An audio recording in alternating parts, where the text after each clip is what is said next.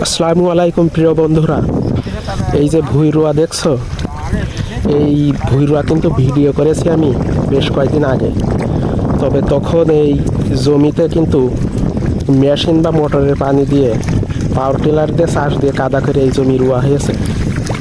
আর এই এখন কিন্তু এই বর্তমান এই আজ আমি যখন এই ভিডিও আপলোড করছি তখন কিন্তু এই জমিটির এই ধান সামান্য সামান্য দেখা যাচ্ছে, কেননা অধিক বৃষ্টি হয়ে সেই কিন্তু বৃষ্টির পানি নিচেই তলিয়ে আছে। এই ধান অল্প অল্পই দেখা যাচ্ছে।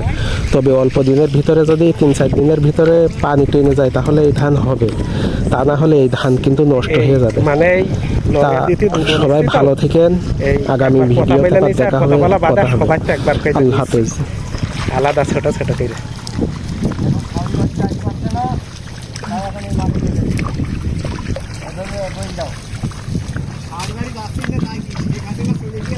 কত আনন্দ